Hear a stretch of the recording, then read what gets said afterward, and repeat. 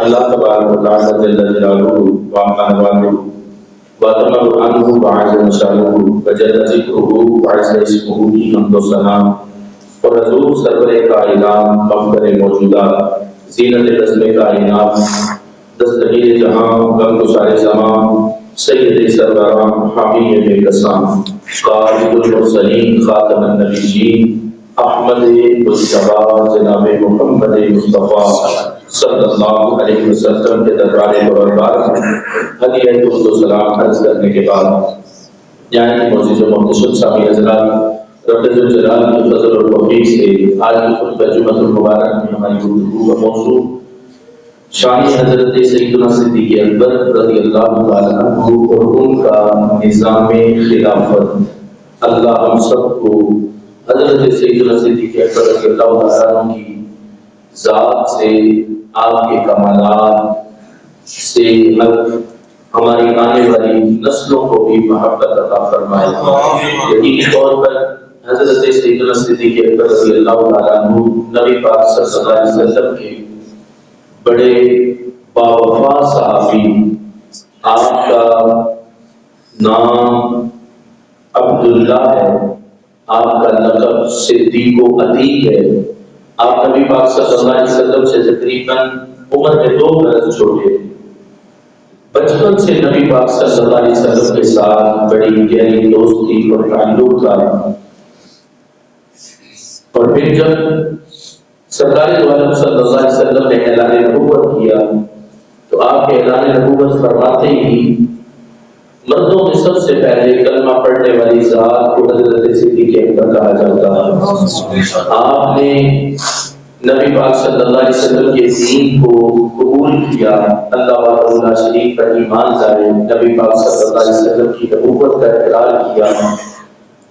اور پھر بچپن سے جو دوستی تھی اور بچپن سے جو محبت کا تعلق تھا وہ پھر کلمہ پڑھنے کے بعد نبی پاک صلی اللہ علیہ وسلم کے سب سے پہلے امتی ہونے کی شان میں بھی تبدیل ہوا۔ اور آپ نے نبی پاک صلی اللہ علیہ وسلم کا کلمہ پڑھنے سے پہلے بھی بڑی وفا کی، اور کلمہ پڑھنے کے بعد بھی نبی پاک صلی اللہ علیہ وسلم کے دین شریعت سے آخری سانس تک وفا کرتے رہے۔ حضرت سیدنا صدیق اکبر رضی اللہ تعالیٰ عنہ آپ کی صحابیت کے حوالے سے کچھ عرصہ قبل، اب تو ویسے وہ مرنے کے قریب ہے، اللہ اسے مرنے سے پہلے توبہ نصیب کرے اور وہ اپنے سارے بدعقیدگیوں سے توبہ کر کے حالت ایمان پر مرے تو اس کی خوش قسمتی ہوگی۔ وہ طارق جمیل جیسا شخص روافض کو شیعوں کو خوش کرنے کے لیے کہتا تھا کہ کسی بھی صحابی کا بندہ انکار کرے تو بندہ کافر نہیں ہوتا۔ اس وقت پہ عقل کو اتنی ہوش نہیں کہ باقی صحابہ کی تم ساروں کی بات کرتے ہو تو تمہیں یہ ہوش نہیں کہ حضرت صدیق اکبر کا باقی صحابہ میں مقام کیا ہے، جن کی صحابیت اور صحبت کو اللہ نے قرآن میں ذکر کیا، اذ یقول لصاحبہ کہہ کر، یعنی جب نبی پاک صلی اللہ علیہ وسلم نے اپنے صاحب سے فرمایا، اپنے صاحب سے، تو یہ لفظ صاحب حضرت صدیق اکبر کی صحابیت کر قرآن سے گواہی ہے۔ تو حضرت صدیق اکبر کی صحابیت کا انکار کرنے سے بندہ قرآن کا منکر ہوتا ہے، جو قرآن کا منکر ہوتا ہے اسلام سے خارج ہوتا ہے۔ یعنی آج رفض کو خوش کرنے کے لیے یہ بولا جائے کہ جس مرضی صحابی کا انکار کرے بندہ کافر نہیں ہوتا، لیکن سارے صحابہ میں حضرت صدیق اکبر کا مقام بڑا جدا ہے، بڑا بڑا ہے۔ ان کی شرط صحبت کا جو انکار کرے گا وہ بندہ دار اسلام سے خارج ہو جائے گا۔ اب دیکھو قرآن مجید فرقان حمید کے اس مقام پہ جو رب الجلال نے شان حضرت صدیق اکبر رضی اللہ تعالیٰ عنہ کو عطا فرمائی، مکہ سے لے کے مدینہ تک کا سارا سفر جو مشکلات سے لبریز سفر تھا، قدم قدم پر جس ذات نے سرکار دو عالم صلی اللہ علیہ وسلم کے ساتھ وفا کی، اس ذات کو بات کی دنیا حضرت صدیق اکبر رضی اللہ تعالیٰ عنہ کے نام سے یاد ہے۔ آج کئی لوگ غار والے واقعے کے منکر ہوئے کہ غار والا واقعہ ہوا ہی نہیں، وہ کہتے ہیں یہ من گھڑت قصہ ہے، یہ اپنے سنت نے گھڑ کے قوم کے سامنے پیش کیا۔ جب 1447 ہجری کے بعد آج جا کے تمہیں ہونا چاہیے کہ معاذ اللہ یہ قصہ من گھڑت اور جھوٹ تھا، یہ تو اب عموم زبان پر جاری ہو گیا کہ جس نے صدیق اکبر کی وفات کو دیکھا ہو وہ غار کو دیکھے، اور جس نے صدیق اکبر کی وفات کے سلے کو سرکار کی طرف سے ملنے والے سلے کو دیکھنا ہو تو وہ میرے محبوب کے مزار کو دیکھے۔ انہوں نے غار میں وفات کی، سرکار نے سلا مزار کی صورت میں عطا فرما دیا کہ قیامت تک کے لیے جہاں ہم جیسے نکموں کو ایک لمحہ مل جائے ہم اپنے لیے سعادت سمجھتے، ہم کہتے ہیں کائنات میں ایسی گھڑی اور کوئی شان رکھتی نہیں جس گھڑی میں اللہ نے ہمیں سرکار کے واجہ شریف کے حاضری کے شرف عطا کیا۔ وہ کتنی گھڑیاں تھی، 10 منٹ، 5 منٹ، 15 منٹ، آدھا گھنٹہ، ساری زندگی گھڑیوں سے 2 گھڑیاں افضل ہے۔ تو جن سے واجہ شریف سرکار کے چہرہ انور کے سامنے سے ایک بار گزرنے کی سعادت ملے اور وہ بھی کتنی دور سے، وہ اپنے لیے ان گھڑیوں کو سعادت سمجھتا، تو جن کو سرکار قیامت تک کے لیے اپنے قرب میں رکھے، اور یہ نہیں کہ دیوار کے پاس رکھے، دیوار کے اندر رکھے، خلاف کے اندر، دیوار کے اندر، سرکار کی قبر کے ساتھ جس کی قبر قیامت تک کے لیے جڑی ہو، تو سوچو میرے اس ابو بکر کی شان رب نے کتنی عطا فرمائی۔ نعرہ تکبیر، نعرہ رسالت، نعرہ خلافت، نعرہ حیدری، گلی گلی نگر نگر ابو بکر، ابو بکر۔ حضرت سیدنا صدیق اکبر رضی اللہ تعالیٰ عنہ، آپ کے جب آخری دن تھا، آپ نے پوچھا حضرت عائشہ صدیقہ رضی اللہ تعالیٰ عنہ سے، اے عائشہ آج یوم ہاذا، آج کون سا دن ہے؟ حضرت عائشہ رضی اللہ تعالیٰ عنہ عرض کرتی آج پیر کا دن ہے، آج پیر کا دن ہے۔ حضرت صدیق اکبر نے پھر پوچھا کہ اے عائشہ فأي يوم قبض فيه رسول اللہ صلی اللہ علیہ وسلم، کہ نبی پاک صلی اللہ علیہ وسلم نے کس دن وصال فرمایا تھا؟ تو حضرت عائشہ رضی اللہ تعالیٰ عنہ عرض کرتی ہے کہ پیر کے دن سرکار نے وصال فرمایا تھا۔ تو حضرت صدیق اکبر رضی اللہ تعالیٰ عنہ نے کہا فإني أرجو ما بيني وبين الليل، مجھے امید ہے کہ میں آج دن یا رات میں میرے وصال کی گھڑی آ جائے گی، یعنی یہ پیر منگل میں نہیں بدلے گا، اسی پیر میں میرے وصال کا وقت آ جائے گا، بس میرا وصال ہونے والا ہے، کیونکہ آج پیر کا دن ہے اور میرے محبوب کا وصال بھی پیر کے دن ہوا ہے۔ دیکھو نا، سرکار کی عمر مبارک کی 63 برس، صدیق اکبر کی عمر مبارک بھی 63 برس، سرکار کا دل بھی پیر وصال پیر شریف کو، صدیق اکبر کا وصال بھی پیر شریف کو، اور پھر آپ حضرت صدیق اکبر رضی اللہ تعالیٰ عنہ آپ کہتے ہیں فَإِذَا مِتُّ، جب میں انتقال کر جاؤں اور تم لوگ میرے غسل اور کفن سے فارغ ہو جانا تو کیا کرنا؟ فَاحْمِلُونِي حَتَّى تَقِفُوا بِبَابِ الْبَيْتِ، تو تم میرا جنازہ اٹھا کر نبی کریم صلی اللہ علیہ وسلم کے روضہ مبارکہ کے دروازے پر رکھ دینا، روضہ مبارکہ کے دروازے پر رکھ دینا، اور پھر عرض کرنا السلام علیکہ یا رسول اللہ ھذا ابو بکر یستأذن، یا رسول اللہ یہ ابو بکر آئے ہیں، یہ اجازت مانگ رہے ہیں، یہ ابو بکر آئے ہیں، یہ اجازت مانگ رہے ہیں، دروازہ کھولو، تم نے نہیں کھولنا دروازہ، دروازہ بند رہے، دروازے پر جو تالا لگا وہ بھی لگا ہے، دروازہ کھلتا نہیں تھا، بند ہی رہتا، دروازہ بند رہے، تم نے نہیں کھولنا، بس دروازے پر مجھے رکھ کے عرض کرنا یا رسول اللہ ھذا ابو بکر یستأذن، یہ ابو بکر اجازت مانگ رہے ہیں۔ تو کہتے ہیں اگر دروازہ خود کھل جائے، دروازہ خود کھل جائے اور اجازت مل جائے تو مجھے لے جانا اور میری تدفین کر دینا، اگر دروازہ نہ کھلے تو پھر میری تدفین جنت البقیع میں کر دینا۔ یہ حضرت صدیق اکبر رضی اللہ تعالیٰ عنہ عرض کر رہے ہیں، بتا رہے، وصیت کر رہے کہ تم نے کرنا کیا ہے میرے مرنے کے بعد۔ اب وہاں پہنچ کر جب گزارش کی اور یہ کہا تو دروازہ جو بند تھا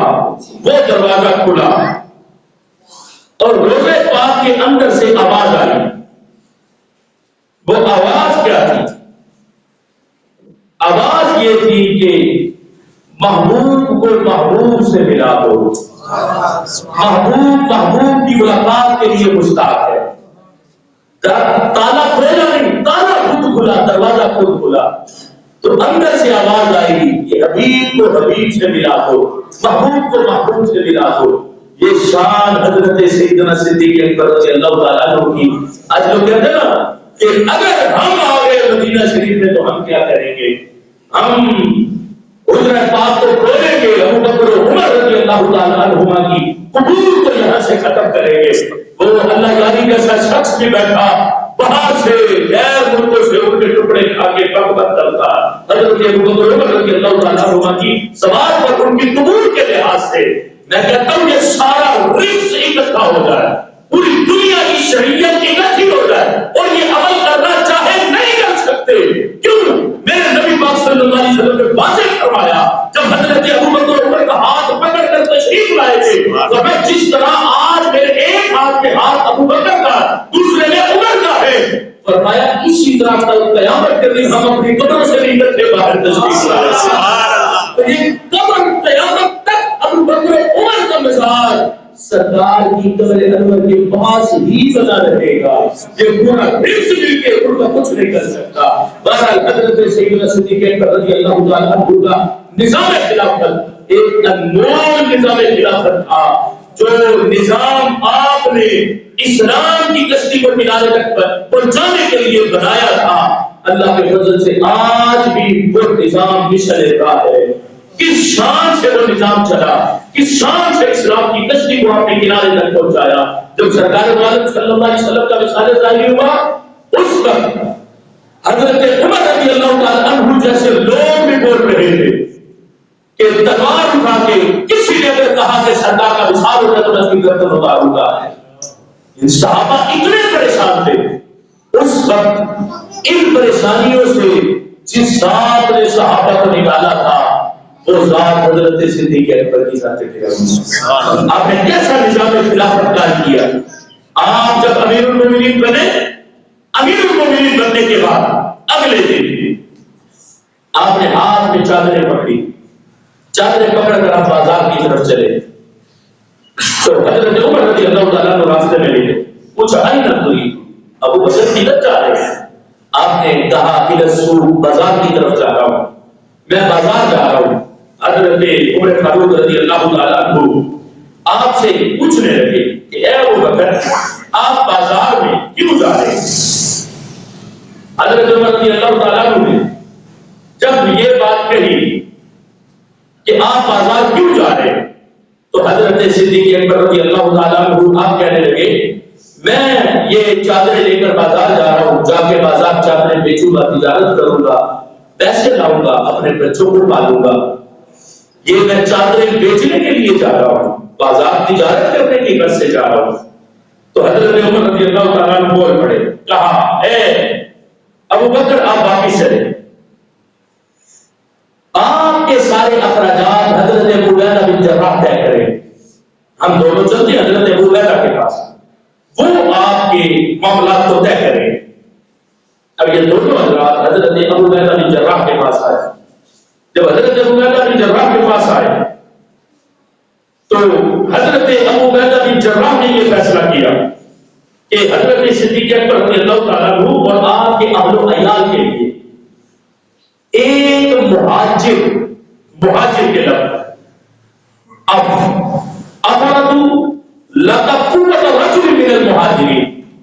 یعنی مہاجرین میں سے ایک شخص کو جتنی اوسط اجرت دی جاتی ہے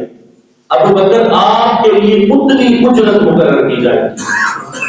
یہ امیر المومنین کا وظیفہ مقرر ہوگا. ایک مہاجر شخص کا اوسط جو مزدوری ہے دن کی اتنا وظیفہ ہے ابو بکر آپ کو پیش کیا جائے گا.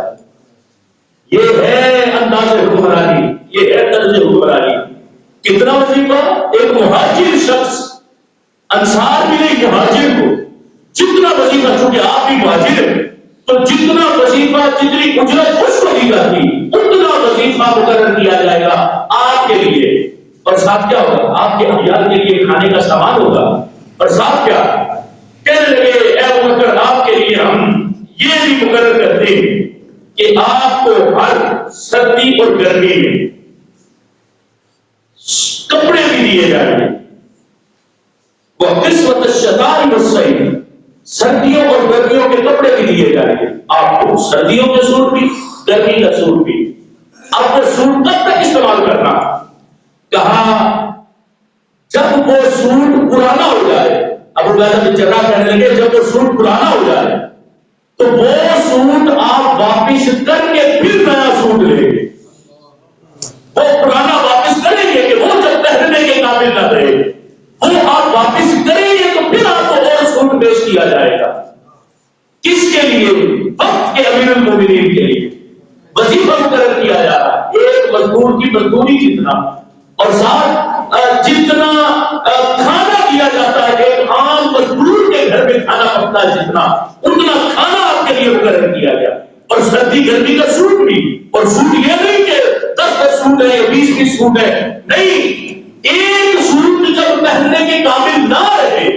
وہ فیصلہ بیت المال والے کریں گے یہ سوٹ پہننے کے قابل ہے یا نہیں، پھر آپ کو دوسرا سوٹ سردیوں اور گرمیوں کا پیش کیا جائے گا۔ یہ ہے انداز حکمرانی، یہ ہے نظام خلافت، یہ آج کے حکمرانوں کے لیے ہے، آج کے حکمرانوں کے لیے کہ ان کو سمجھانا ہے کہ تم نے حکمرانی کرنی کیسے، تم نے اپنے معاملات کو چلانا کیسے۔ یہ حضرت صدیق اکبر رضی اللہ تعالیٰ عنہ کا زندگی گزارنے کا وظیفہ مقرر ہوگا۔ اور حضرت صدیق اکبر رضی اللہ تعالیٰ عنہ آپ کے جب وصال کا وقت قریب تھا، آپ نے اپنی بیٹی حضرت عائشہ رضی اللہ تعالیٰ عنہ سے فرمایا، خلاصہ کلام پیش کرتا ہوں، آپ نے بلایا اور بلا کر کہا میری بیٹی عائشہ اونٹنی ہے جس کا دودھ پیتے، یہ برتن ہے فلاں فلاں ساری چیزیں، فرمایا یہ ہماری نہیں ہے، جب تک تیرا باپ امر خلافت پر ہے تب تک تو ہم اسے استعمال کریں گے، لیکن جیسے ہی میرا وصال ہو جائے تم نے یہ چیزیں استعمال نہیں کرنی۔ یہ فوراً تم نے چیزیں حضرت عمر فاروق کے سپرد کر دی۔ جیسے حضرت صدیق اکبر رضی اللہ تعالیٰ عنہ کا وصال ہوا، آپ نے وہ ساری چیزیں حضرت عائشہ رضی اللہ تعالیٰ لے کر حضرت عمر کو جب پیش کی تو حضرت عمر رضی اللہ تعالیٰ عنہ بول پڑے، پوچھا یہ کیا ہے چیزیں، وہ یہ کہاں سے آئی؟ حضرت عائشہ رضی اللہ تعالیٰ عنہ آپ جب بولی تو حضرت عمر رضی اللہ تعالیٰ عنہ کہنے لگے، حضرت عمر کہتے ہیں کہ اللہ حضرت ابو بکر پر رحم کرے، آپ نے تو اپنے بعد والوں کو تھکا دیا، آپ نے اپنے بعد والوں کو تھکا دیا، یعنی حضرت صدیق اکبر نے آخری سانس تک شریعت کی اتنی پابندی فرمائی اور نظام خلافت کو چلانے کے لیے اس انداز میں آپ نے اپنے بعد والوں کی رہنمائی کی ہے کہ ایک چیز بھی اپنے گھر میں بیت المال کی باقی نہیں رہے گی، یعنی وہ ساری براعات، وہ سارا کچھ جو ایک امیر المؤمنین ہوتے ہوئے آپ کو پیش کیا گیا تھا، اب وصیت کر کے یہ جب سے میری سانس ختم ہو تو یہ سارا کچھ تم نے فوراً حضرت عمر کے سپرد کرنا۔ اور حضرت عمر بھی کہتے واہ ابو بکر تیری شان، کیا بات، تو ہم جیسوں کو تھکا دیا، اب ہم جیسے کیا کریں گے، کیسے تمہارے انداز سے حکمرانی کر پائیں گے؟ ایسے نہیں، آج بھی نبی علیہ السلام کا فرمان واضح ہے، نبی علیہ السلام نے فرمایا حب ابا بکر وشکرہ واجب علی امتی، فرمایا میرے ابو بکر کی محبت اور میرے ابو بکر کا شکر قیامت تک کے میرے ہر امتی پر واجب ہے، واجب ہے میرے ہر امتی پر، میرے ابو بکر سے محبت بھی کریں اور میرے ابو بکر کا شکر بھی ادا کریں، جن کے بارے میں خود میرے محبوب فرمائے، کیا فرمائے کہ میں نے سب کے احسانوں کا بدلہ دے دیا سوائے ابو بکر کے، فرمایا احسان ہی اتنے چھوٹے میں بدلہ چکا نہیں سکا، قیامت کے دن میرا رب بھی میرے ابو بکر کے احسانوں کا بدلہ عطا فرمائے۔ اور پھر شان کیا ہوگی؟ نبی علیہ السلام نے فرماتے ہیں کہ قیامت کا دن ہوگا، میری امت میں سے صرف ایک فرد جنت میں بغیر حساب و کتاب کے جائے گا، وہ کون سے شخص؟ نبی علیہ السلام نے فرمایا وہ میرے ابو بکر، فرمایا قیامت کے دن بغیر حساب کتاب کے جو جنت میں جائے گا وہ حضرت صدیق اکبر کی ذات تعظیم، اور جب کہا جائے گا ابو بکر آپ جنت جائیں تو صدیق اکبر جنت نہیں جائیں گے، کہیں گے اے رب دنیا میں جو مجھ سے پیار کرتا تھا میں کیسے اس کے بغیر جنت چلا جاؤں، میں ان سارے کو ساتھ لے کے جاؤں گا جو دنیا میں مجھ سے محبت کرنے والے محبت کرو تو صحیح۔ آج ہم صدیق اکبر کا ذکر کریں تو کئیوں کو تکلیف ہو جاتی ہے، ابھی ادھر پیچھے محمدیہ مسجد میں نے یہ ساری باتیں بیان کی تو تکلیف ہو گئی ایک بندے کو، بیان کے اینڈ میں کھڑا ہو گیا، آپ نے غلطی کی ہے، غلطی کی کون سی ہے؟ اصل تو وہ ہے نا، ہم کہتے ہیں نہیں تو اصل حقیقت بتا کے تیرے اندر بغض کیا، یعنی بات صدیق اکبر کے بغض کی جو دل میں چھپی۔ یاد رکھنا اگر روافض کا ایک بھی نوالا کھایا نا وہ بولے گا ضرور، وہ رزق کا نوالا بولے گا ضرور۔ میں پہلے بھی کئی بار کہہ چکا ہوں بھائی رزق کا اثر بندے کی ذات پہ ہوتا، اثر ہوتا، اگر کھانے کا اثر نہ ہوتا تو سود کا نوالا کھانے والے کی 40 دن نماز قبول نہیں، یہ سرکار نے فرمایا 40 دن اس کی کوئی عبادت قبول نہیں، تو ایک نوالا کھا لے سود کا تو اس کا مطلب روٹی اثر کرتی ہے، اور اگر بندہ نوالا کھا لے رابضی کا تو وہ اثر تو کرے گا، وہ رزق بولے گا۔ اس لیے روکھی سوکھی کھا لو، عقیدے کی دولت بچا، کیا بات، سبحان اللہ۔ اگر غیر کا کھایا تو ایک دن وہ بولے گا، آخر بولنا پڑے گا ابو بکر کے خلاف، آخر بولنا پڑے گا عمر فاروق کے خلاف، آخر بولنا پڑے گا امیر معاویہ کے خلاف، ابو سفیان کے خلاف، حضرت ہند کے خلاف، سارے صحابہ کے خلاف آخر بولنا پڑے گا، کیوں کھایا جو ہے۔ اور اگر سنی کا کھایا ہو تو پھر جب بھی بولو گے تو شان صحابہ بولو گے، جب بھی بولو گے تو شان اہل بیت بیان کرو گے۔ اس لیے مت کھاؤ غیروں کے نوازے، مت کسی کے گروہ میں بیٹھو، جس جگہ پر میرے محبوب کے صحابہ کے خلاف کوئی بچے وہ مجلس سے چھوڑ دو، ان کے پاس بیٹھنا ہی چھوڑ دو، ضرورت کیا ہے ان کے پاس بیٹھے، ہم نے ان سے بیٹھا جہاں محبتوں کی خوشبو آئے۔ اللہ ہمارے عقیدے کی حفاظت فرمائے، رب ذوالجلال ہم سب کو مسلک اہل سنت پر قائم فرمائے۔ وآخر دعوانا